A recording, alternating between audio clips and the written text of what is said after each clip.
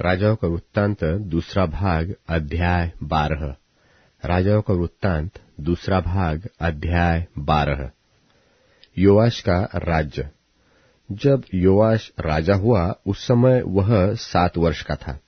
Yahoo के 7वें वर्ष में योआश राज्य करने लगा और यरूशलेम में 40 वर्ष तक राज्य करता रहा। उसकी माता का नाम सिब्या था, जो बेरशेबा की थी। और जब तक यहोयादा याजक योआश को शिक्षा देता रहा, तब तक वह वही काम करता रहा जो यहोवा की दृष्टि में ठीक है। तो भी ऊंचे स्थान गिराए न गए। प्रजा के लोग तब भी ऊंचे स्थान पर बलि चढ़ाते और धूप जलाते रहे। और योआश ने याजकों से कहा, पवित्र की हुई वस्तुओं का जितना रुपया यहोवा के भवन में पहुंचाया जाए, अर्थात गिने हुए लोगों का रुपया, और जितने रुपये के जो कोई योग्य ठहराया जाए, और जितना रुपया जिसकी इच्छा यहोवा के भवन में ले आने की हो, इन सब को याजक लोग अपनी जान पहचान के लोगों से लिया करे, और भवन में जो कुछ टूटा फूटा हो उसको सुधार दे।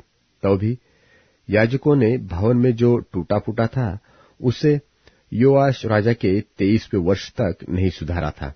इसलिए राजा योआश ने यहोयादा याजक और याजकों को बुलवाकर पूछा, भवन में जो कुछ टूटा फूटा है उसे तुम क्यों नहीं सुधारते? अब से अपनी जान पहचान के लोगों से रुपया न लेना, और जो तुम्हें मिले उसे भवन के सुधारने के लिए दे देना। तब याजकों ने मान लिया कि न तो हम प्रजा से और रुपया ले और न भवन को सुधारे। तब यहोयादा याजक ने एक संदूक ले उसके ढकने में छेद करके उसको यहोवा के भवन में आने वालों के दाहिने हाथ पर वेदी के पास धर दिया, और द्वार की रखवाली करने वाले याजक उसमें से वह सब रुपया डालने लगे जो यहोवा के भवन में लाया जाता था। जब उन्होंने देखा कि संदूक में बहुत रुपया है, तब राजा के प्रधान और महायाजक ने आकर उसे थैलियों में बांध दिया और यहोवा के भवन में पाए हुए रुपयों को गिन लिया। तब उन्होंने उस तौले हुए रुपयों को उन काम करने वालों के हाथ में दिया जो यहोवा के भवन में अधिकारी थे, और इन्होंने उसे यहोवा के भवन के बांधने वाले बढ़इयों को, राजों और संगत राशों को दिया।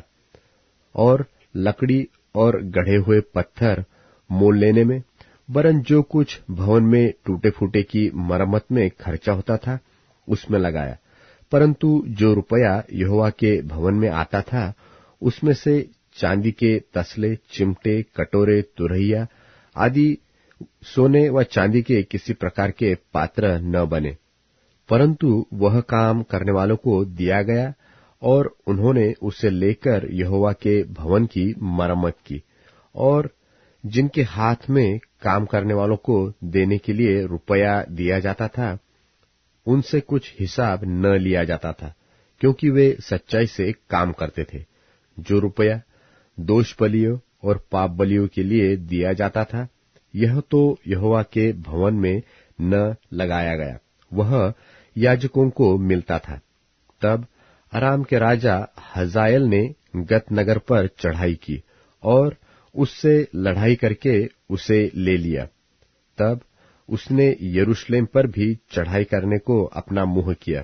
तब यहूदा के राजा योआश ने उन सब पवित्र वस्तुओं को, जिन्हें उसके पुरखा यहोशापात, यहोराम और अहज्याह नाम यहूदा के राजाओं ने पवित्र किया था, और अपनी पवित्र की हुई वस्तुओं को भी, और जितना सोना यहोवा के भवन के भंडारों में और राजभवन में मिला, उस सब को लेकर अराम के राजा हजाएल के पास भेज दिया, और वह यरूशलेम के पास से चला गया। योआश के और सब काम जो उसने किए, वह क्या यहूदा के राजाओं के इतिहास की पुस्तक में नहीं लिखे हैं?